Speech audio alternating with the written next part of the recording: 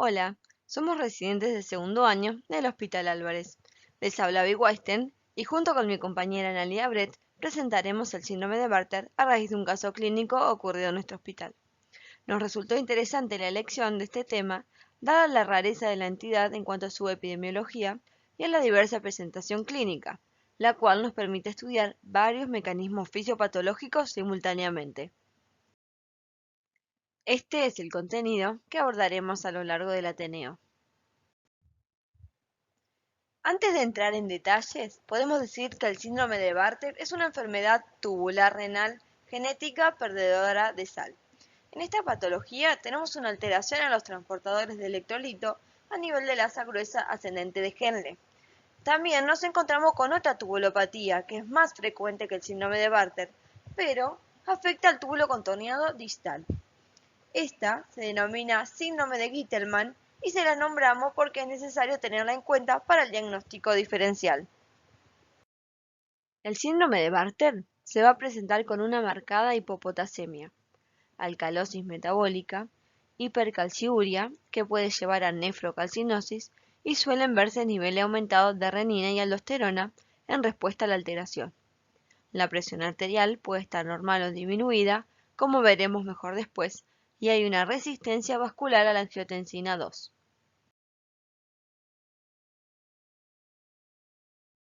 El síndrome de Bartter es una enfermedad poco frecuente. En Argentina, este tipo de patologías son consideradas cuando afectan a menos de una persona cada 2.000 habitantes. Hasta la actualidad, más de 6.000 enfermedades poco frecuentes fueron identificadas.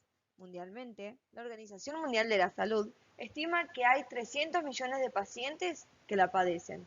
Si bien en Argentina aún no existe un registro formal, se aproxima que existen 3,2 millones de personas afectadas. Las investigaciones y el desarrollo de tratamientos y métodos diagnósticos implican baja rentabilidad porque los enfermos potenciales son pocos. En este contexto, el Día Mundial de las Enfermedades Poco Frecuentes se conmemora el 28 de febrero con la intención de visibilizar y promover las investigaciones y avances logrados a un nivel internacional. Es un llamado global a patrocinadores e investigadores, industrias y profesionales de la salud.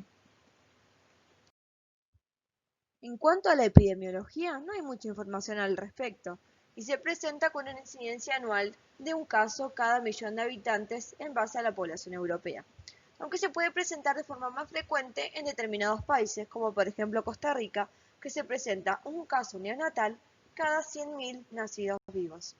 No se observa una predilección étnica, ni distinción entre varones y mujeres. La biología molecular, junto con el mayor conocimiento adquirido en las últimas décadas, desde su descripción en 1962 por Barter y colaboradores, permitirá aproximarse con más certeza a la epidemiología de la patología. Vamos a repasar la fisiología renal para poder comprender los mecanismos implicados. Sabemos que el riñón tiene varias funciones esenciales, como son excreción, regulación hídrica, regulación de la osmolaridad, regulación de la presión arterial sistémica, equilibrio ácido-base, equilibrio electrolítico, función endocrina y función metabólica. Estas se encuentran interconectadas, por lo tanto, cualquier alteración en alguna de sus funciones va a producir un desequilibrio hidroelectrolítico. En el túbulo proximal se produce la reabsorción de 60 a 65% del filtrado glomerular. La rama descendente de Henle solo es permeable al agua. En la rama ascendente de Henle se reabsorbe aproximadamente 20 a 30% del filtrado. Es impermeable al agua y permeable a los solutos. De esta forma, genera la médula hipertónica necesaria para permitir la concentración de la orina. Luego, tenemos la primera porción del túbulo distal, donde se produce un 5% de la reabsorción. Y finalmente, la porción final del túbulo distal y el túbulo colector, en el cual se regula la concentración de la orina. Para entender mejor la fisiopatología, vamos a ver más en detalle los transportadores que están involucrados. Para mantener una correcta reabsorción, se necesita de un buen funcionamiento de la bomba sodio-potasio ATPasa, que mantiene niveles intracelulares bajos de sodio. Esto permite el ingreso transcelular a favor del gradiente del sodio, a través de un cotransportador sodio-potasio 2-cloro, sensible a furosemida, denominado NKCC2 en la membrana apical. El ingreso de sodio a favor del gradiente brinda la energía potencial necesaria para la entrada de un potasio y 2 cloruros por cada sodio. De esta forma se mantiene la electroneutralidad. Por otro lado, también en la membrana apical tenemos un canal de potasio, el ROMK, que es ATP dependiente. La actividad de la bomba sodio-potasio ATPasa consume ATP. Esta disminución desinhibe al ROMK. Este canal va a permitir la retrodifusión del potasio hacia la luz del túbulo. De esta forma, se recicla hacia la luz tubular en la rama gruesa ascendente de Henle. Esto es importante, ya que me genera un potencial positivo, cercano a los 8 mV, que permite el transporte paracelular de los cationes, principalmente calcio y magnesio, aunque también sodio y potasio. También tenemos dos canales de cloruros, el ClCkB y el ClCka, que tienen distinta ubicación, donde el ClCka se va a encontrar predominantemente en la rama ascendente delgada de Henle y el ClCkB principalmente en la rama ascendente gruesa de Henle. Estos canales de cloruros están localizados en la membrana vasolateral. Son los principales responsables de la salida de cloro de la célula hacia la sangre. También cabe mencionar que estos canales de cloro están presentes en el oído interno. Otro elemento importante es la vartina, que es una proteína que colocaliza con ambos canales y es necesaria para la inserción en la membrana y su correcta funcionalidad. Y por último, tenemos el sensor de calcio. Es un receptor sensible a calcio. Al sensar el aumento del calcio en el líquido extracelular, se inhibe la actividad del NKCC2 y por lo tanto, la permeabilidad paracelular disminuye en respuesta a la reducción del voltaje positivo luminal. Vamos a decir dos palabritas del túbulo distal y colector. La reabsorción de sodio y la secreción de potasio dependen de la actividad de la bomba sodio-potasio ATPasa, como dijimos anteriormente. Mantiene una concentración baja de sodio dentro de la célula y por lo tanto favorece la difusión de sodio del líquido tubular al interior de la célula a través del canal epitelial de sodio, el ENaC, que es sensible a la amilorida ubicado en la membrana apical. En el túbulo distal terminal y el túbulo colector va a ejercer su efecto la vasopresina o ADH, reabsorbiendo agua a través de la inserción de las acuaporinas en la membrana. También actúa la aldosterona a través de la regulación y la síntesis de canales, ejerciendo un efecto neto de secreción de potasio y reabsorción de sodio. Por lo tanto, este es el principal mecanismo de regulación de potasio a través de su secreción. Repasando un poquito, ¿qué estímulos se necesitan para la producción de aldosterona? Bueno, previamente debió liberarse la renina, y esta se produce por acción del aparato yuxtaglomerular, del cual hablaremos brevemente. El aparato yuxtaglomerular está formado por tres elementos, donde tenemos la parte tubular compuesta por la mácula densa en contacto con el fluido tubular, las células mesangiales y el glomérulo con su arteriola aferente y eferente.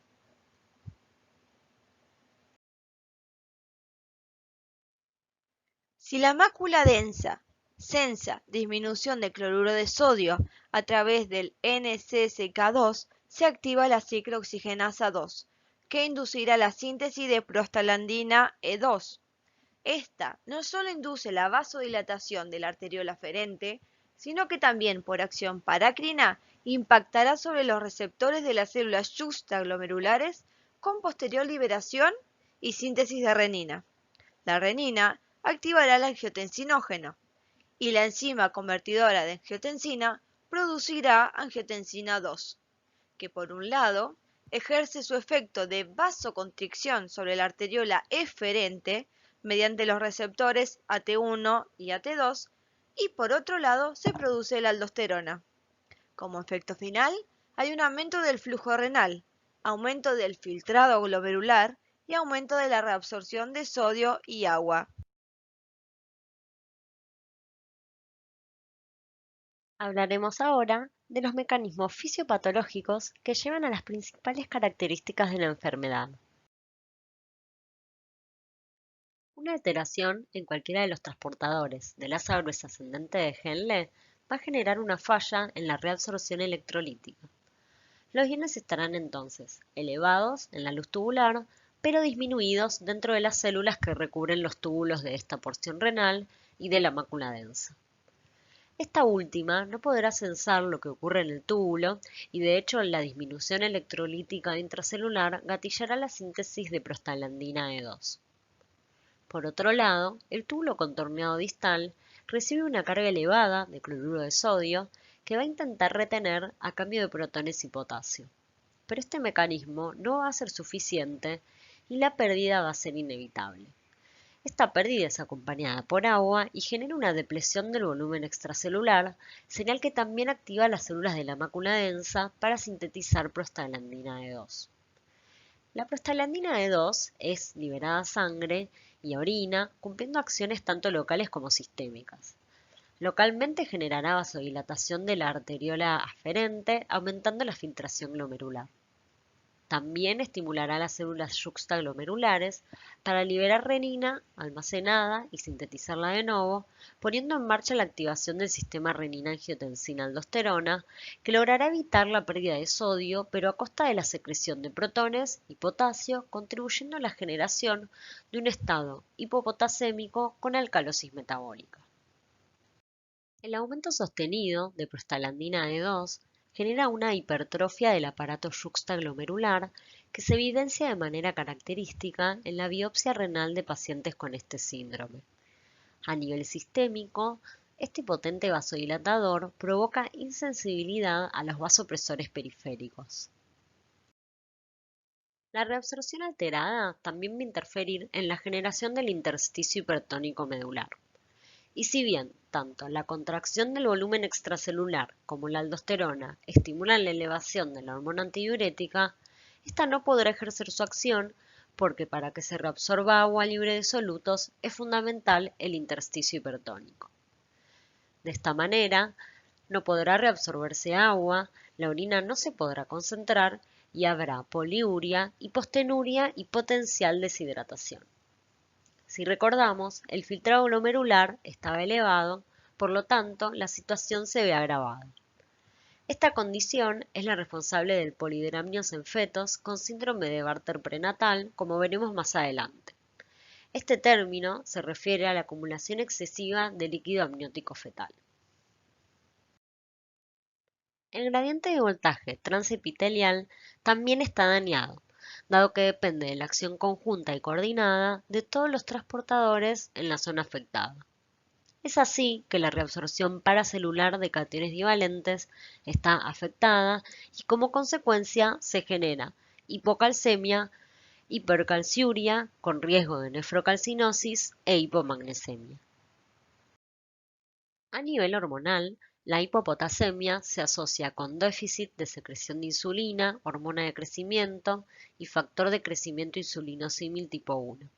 Y esto, sumado a la hipocalcemia y a la resorción ósea inducida por prostaglandina E2, contribuye al retraso en el crecimiento observado en ciertos tipos de Bartter. Ahora bien, ¿qué ocurre con la presión arterial?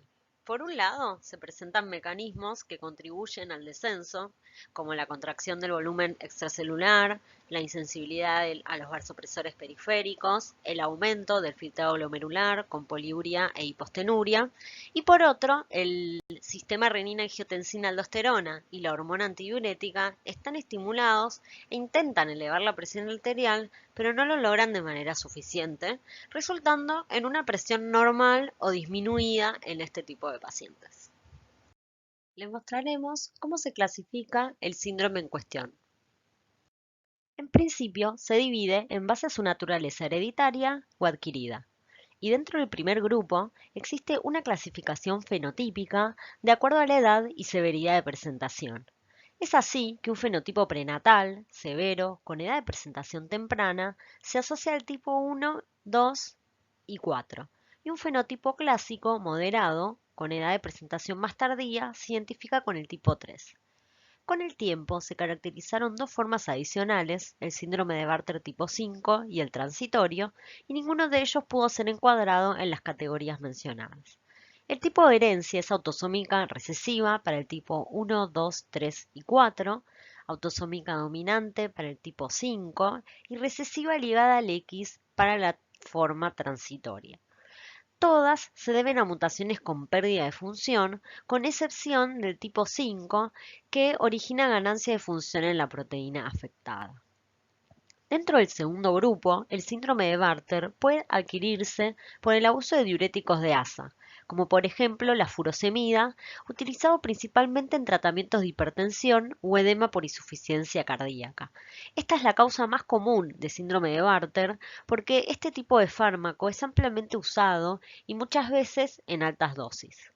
A su vez, la naturaleza adquirida puede deberse a una serie de agentes nefrotóxicos, como lo son los aminoglucósidos, la anfotericina B, el colistin y los metales pesados.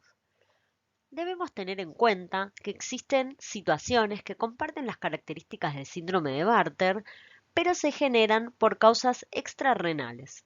En estos casos, el síndrome se denominará pseudo-Bartter y puede originarse por fibrosis quística, diarrea hipoclorémica, anorexia, bulimia, entre otros. A continuación, describiremos las formas de síndrome de Bartter hereditario. El tipo 1, prenatal, se debe a la falla del cotransportador apical NKCC2 codificado en el gen SLC12A1. Hasta el momento se han descrito más de 60 mutaciones. Se caracteriza por presentar manifestaciones fetales como polihidramnios y prematurez. Requiere un diagnóstico temprano, dado que se asocia con significativa morbimortalidad en ausencia de tratamiento oportuno. El síndrome de Bartter tipo 2 se debe a la pérdida de función del canal apical ROMK codificado en el gen KCNJ1. Hasta el momento se han descrito alrededor de 40 mutaciones involucradas. También se caracteriza por presentar manifestaciones intraútero, pero de manera característica cursa con una hiperpotasemia y acidosis transitoria en el primer mes de vida. El síndrome de Bartter clásico, o también conocido como tipo 3, es causado por defectos en el canal de cloruros vasolateral tipo B, el CLCK-B. Más de 75 mutaciones han sido descritas, confiriendo la mayor variedad fenotípica en comparación con los otros tipos de Bartter. Se caracteriza por presentarse en la niñez, alrededor de los 2 años de vida, con la alteración hidroelectrolítica básica del síndrome y un retraso en el crecimiento alarmante. La severidad es moderada, dado que permanece intacto el otro canal de cloruros, el tipo A, posibilitando cierta compensación. El síndrome de Bartter tipo 4 puede subdividirse en tipo A y tipo B en base a su genotipo distintivo. Ambos terminan afectando directa o indirectamente los dos canales de cloruros, el CLCKA y B, originando un fenotipo semejante, prenatal con polihidramnios y prematurez, con el agregado de hipoacusia neurosensorial, dado que los canales afectados, si recordamos, también se ubican en el oído interno. El tipo A debe su defecto a la alteración en la bartina, codificado por el gen BDS-ND. El tipo B es consecuencia de un desorden digénico donde se alteran simultáneamente el CLCKA y B. El síndrome de Bartter tipo 5 se debe a mutaciones con ganancia de función en el gen que codifica para el sensor de calcio ubicado en la membrana vasolateral llamado CASR. Distintivamente, puede cursar con hipoparatiroidismo. Por último, hablaremos un poco de la forma transitoria de Bartter. El gen afectado se ubica en el cromosoma X y codifica para el antígeno D2 asociado a melanoma, o más conocido como MAGE-D2. Esta proteína protege de la degradación proteica dependiente de ubiquitina a los principales transportadores del asa gruesa ascendente de Henle y el túbulo distal. Su pérdida de función implica mayor susceptibilidad a la degradación para estos transportadores, entre ellos el NKCC2. Se genera una forma severa pero transitoria de Bartter, donde la edad de presentación del polidramnios es muy temprana, pudiendo causar el parto con una edad gestacional menor a 28 semanas. Es de esta manera que la mortalidad pre- y postnatal es elevada. Aquellos pacientes que logran superar la severidad del cuadro lo resuelven espontáneamente en el tercer trimestre del embarazo o pocas semanas después del parto prematuro. La naturaleza transitoria de este tipo de síndrome aún no está esclarecida, pero existe la hipótesis de que MAGE-D2 es fundamental solo en un riñón fetal, donde la hipoxia medular es tal que requiere mecanismos protectores que garanticen la expresión de los transportadores. Es importante destacar que existe gran heterogeneidad alélica y diferentes grados de compensación, por lo que fenotípicamente el síndrome de Bartter puede expresarse de forma muy variable con un espectro de severidad y edad de presentación amplio. Ahora detallaremos la sintomatología característica. La presentación clínica suele ser muy florida, encontrándonos con una variedad de signos y síntomas en estos pacientes. Las alteraciones más importantes se van a producir por la hipopotasemia y la hipocalcemia y pueden presentar astenia, mialgias, dolor abdominal, debilidad muscular, alteraciones en el electrocardiograma, retraso en el crecimiento, vómitos y diarrea. Estos dos últimos pueden además empeorar el cuadro. Ahora vamos a centrarnos un poco en la hipopotasemia. Al estar descendido el potasio, se genera la hiperpolarización de la célula, afectando su potencial de reposo. En general, la disminución hasta valores de 2,5 mil equivalentes litros no va a producir sintomatología y se presenta con esta variedad de síntomas: debilidad general, letargo, constipación, rabdomiólisis, parálisis ascendente, cambios en el electrocardiograma y muerte. Es importante tener en cuenta otras causas de hipopotasemia que podrían estar presentes, como pérdidas renales por alteración renal, diuréticos, aldosterona, pérdidas extrarrenales, vómitos, diarrea o por redistribución. En esta pirámide vemos los signos y síntomas característicos según los niveles de potasio. Tenemos una presentación asintomática cuando los niveles son mayor a 3.000 equivalentes litros. Se puede presentar con arritmias, necrosis muscular, hipotonía, constipación, con una hipopotasemia moderada severa entre 2 a 3.000 equivalentes litros y ante una situación crítica con un valor de potasio menor a 2.000 equivalentes litros, se puede presentar con arritmias y parálisis muscular. Hay que tener en cuenta que si se produce una alteración en los músculos respiratorios, puede haber insuficiencia respiratoria y muerte. Como ya hemos visto, este síndrome cursa con hipocalcemia y debido a las funciones del calcio, se verá alterada la conducción neuromuscular. Y eso nos va a permitir explicar los síntomas presentes cuando los valores de calcio son menores a 8,5 miligramos decilitro, que son entumecimiento perioral, hormigueo, calambres, tetania, aumento del intervalo QT, irritabilidad, convulsiones. Otras causas de hipocalcemia deben ser tenidas en cuenta, como disminución de la vitamina D, disminución de la paratormona, disminución del magnesio, insuficiencia renal y por medicamentos. Recordar la relación íntima entre vitamina D, paratormona y magnesio. Una hipocalcemia severa puede manifestarse como tetania debido a la hiperexcitabilidad neuromuscular. Podemos encontrarnos con signos como Chivostek, que es la contracción de músculos faciales al estimular la zona de nervio facial anterior, como se observa en la imagen. También podemos encontrarnos con el signo de Trousseau, que es un espasmo carpopedal producto de la flexión de la muñeca y de las articulaciones metacarpofalángicas, hiperextensiones de los dedos y flexión del dedo pulgar sobre la palma de la mano por compresión en tronco nervioso o arteria braquial. En relación al diagnóstico, debemos tener en cuenta que al ser una entidad poco frecuente, difícilmente se la considera. Frente a una sospecha clínica, se continuará con análisis bioquímicos que, si son concluyentes y completan el perfil esperado, son suficientes para diagnosticar la patología. En esta instancia, es mandatorio excluir cualquiera de las causas más frecuentes, como por ejemplo el abuso de diuréticos, el síndrome de Gitelman o causas subyacentes de pseudobarter.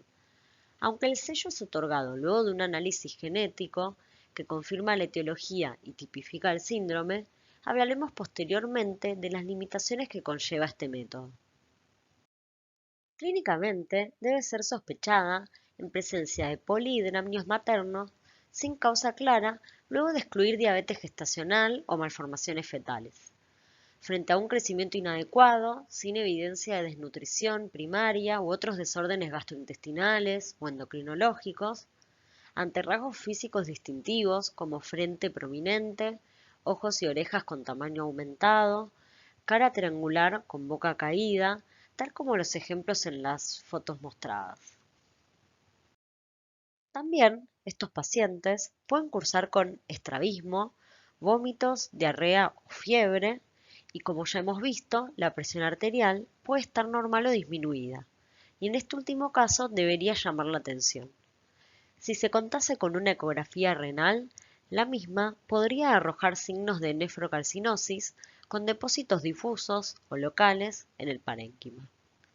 El médico deberá interrogar a la familia de manera de obtener información acerca de los antecedentes familiares y la posible consanguinidad de los padres.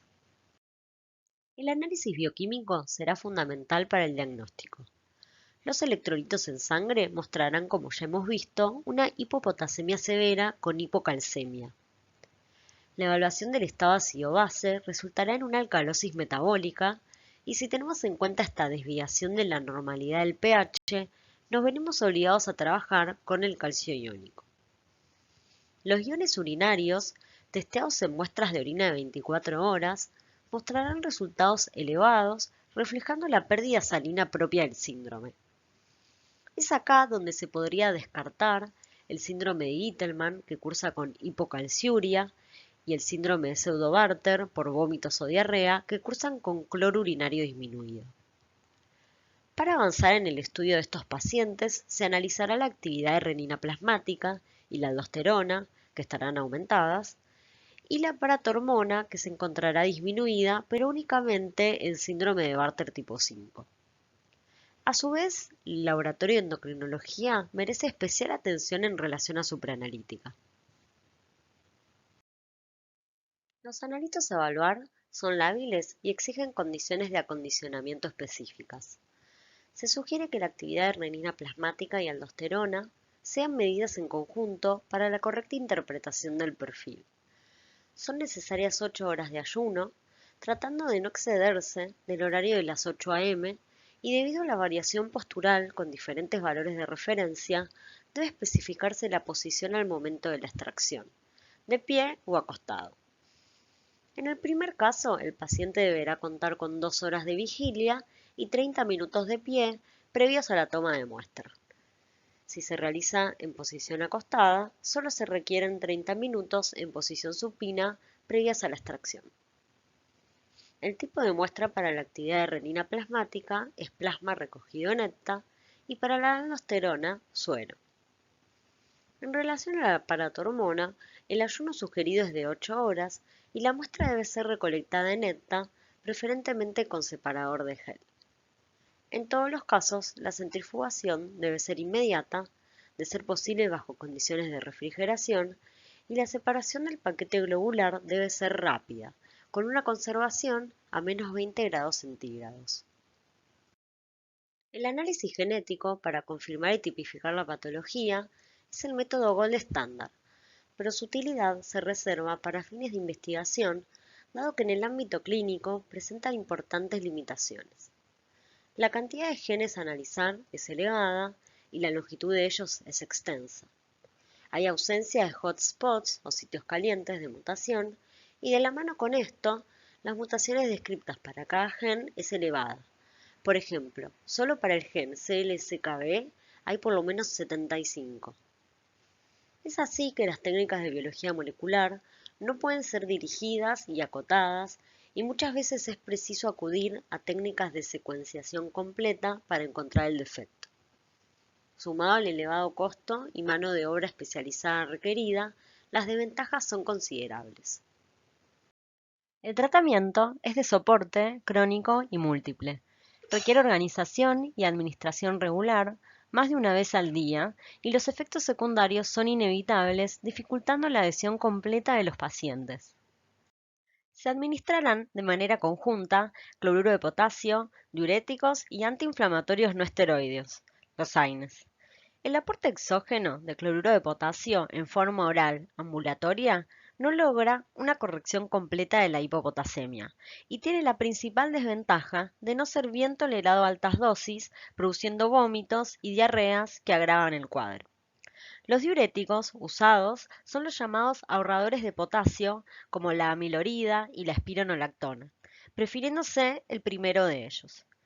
Los AINES tienen como objetivo disminuir la producción de prostaglandinas y para ello se puede utilizar indometacina, naproxeno, ibuprofeno o inhibidores específicos de la ciclooxigenasa 2.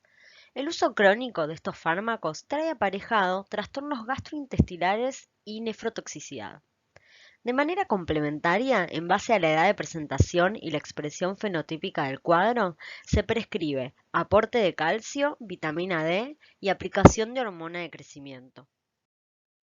A largo plazo, el uso crónico de AINES, la estimulación sostenida del sistema renina-angiotensina-aldosterona con hiperfiltración crónica secundaria, los episodios recurrentes de deshidratación y la nefrocalcinosis llevan a un deterioro de la función renal que representa un riesgo para desarrollar enfermedad renal crónica. Es así que algunos pacientes deben recurrir a diálisis y trasplante renal. Bueno, como le mencionamos anteriormente, este ateneo surge por la internación de un paciente con síndrome de Bartter. Concurre a nuestro hospital por primera vez el día 10 de mayo de 2018 un paciente masculino, en ese momento de 27 años de edad. Como antecedente, presenta síndrome de Bartter diagnosticado a los 2 años y un total de 6 internaciones a los últimos 2 años, en tratamiento con espironolactona y suplemento de potasio. El motivo de su ingreso fue debilidad muscular, astenia, mialgias, náuseas, vómito, diarrea y dolor abdominal de 5 días de evolución. Este es el laboratorio en el día de su ingreso, con un hemograma que presentaba una leve leucocitosis, una función renal y hepática conservada, pero cuando evaluamos su ionograma nos encontramos con un valor de sodio sobre el límite inferior. El cloro se encuentra por debajo del límite inferior y un potasio con valores severamente bajos. El calcio se encontraba dentro del rango normal. El estado ácido-base, cabe aclarar que es sangre venosa, nos explica la presión parcial de oxígeno y la saturación disminuida. El resto se encuentra normal, aunque hubiéramos esperado que presente alcalosis metabólica. Se interpreta el cuadro clínico como hipopotasemia severa con cambios en el electrocardiograma y como posibles causas de pérdida de potasio sería a nivel renal por síndrome de Bartter, extrarrenal por vómitos y diarrea y por redistribución. En este esquema vemos las 6 internaciones del paciente en nuestro hospital, donde generalmente el motivo de ingreso es el mismo. Si describimos brevemente las internaciones, vemos que en la primera internación ingresa con vómitos y diarrea, debilidad muscular y durante la internación se presentó con truzo espontáneo, parestesia, que es la sensación de hormigueo, calor o frío que experimentan en la piel, mialgias y alteración en el electrocardiograma. Su segunda internación es corta, donde el paciente refiere haber abandonado el tratamiento. Ingresa con vómitos y diarrea, astenia y debilidad muscular, y se retira sin el alta médica. La tercera internación, similar a las anteriores, con vómitos e intolerancia digestiva al CAON, que es gluconato de potasio. Y durante la internación hace episodio de parestesia, signo de truzo espontáneo y Chebostek. No contamos con la información de la cuarta y quinta internación, pero sí de la última, que ingresa con vómitos, astenia, adinamia y calambres. Básicamente, en todas las internaciones se busca reponer los sustratos que le hagan falta y evitar los malestares gastrointestinales. Se lo trata con PHP, que es el plan de hidratación parenteral, reposición de potasio, oral y parenteral, calcio, fósforo y magnesio, calcitriol, espironolactona, Reliberan, omeprazol y ranitidina. Estos gráficos son para observar las fluctuaciones del potasio durante sus internaciones, y en general, el paciente llega con valores de potasio entre 1,2 y 2 miliequivalentes litros. Lo mismo sucede con el calcio, con valores que han llegado a 6,3 miligramos decilitro. Siempre tener en cuenta el valor de la albúmina al momento de interpretar el calcio. Se mide el calcio iónico teniendo en cuenta una posible alteración ácido-base, considerando también la relevancia del pH en la unión del calcio a las proteínas. En cuanto al análisis de la orina de 24 horas, nuestro paciente presentaba una diuresis de 5.100 mililitros. Entonces, evaluamos principalmente los valores de cloro en orina, que como dijo mi compañera, es una parte fundamental del diagnóstico diferencial, que en síndrome de Bartter se encuentra aumentado. De la última internación, también tenemos información del laboratorio de endocrinología, un valor de paratormona de 12,3 picogramos mililitros y de vitamina D de 54 nanogramos mililitro. Hay que considerar que el valor de paratormona puede estar disminuido por tres causas. Primero, por ser una muestra sérica. Segundo, por la hipomagnesemia presente en el paciente. Y por último, por el tratamiento con vitamina D. Este paciente presentó en general una presión arterial disminuida, y en la ecografía los riñones mantenían un tamaño conservado, pero con múltiples imágenes litiásicas compatibles con nefrocalcinosis. El riñón derecho, a su vez, presentaba una leve dilatación. Estos cuadros son los laboratorios de egreso del hospital del paciente. Observar que le dan el alta con valores que no necesariamente son los de la población normal. Queda pendiente completar el perfil endocrinológico para evaluar la actividad de la renina plasmática y aldosterona, que no pudo ser realizada debido a las condiciones actuales de la pandemia por SARS-CoV-2. Para finalizar, concluiremos que el rol bioquímico en el diagnóstico y seguimiento de la patología es fundamental. A pesar de la baja frecuencia de la enfermedad, es preciso considerarla dada su gravedad y su simple tratamiento. El continuo avance sobre el conocimiento de esta entidad permitirá una aproximación diagnóstica más oportuna y un tratamiento óptimo.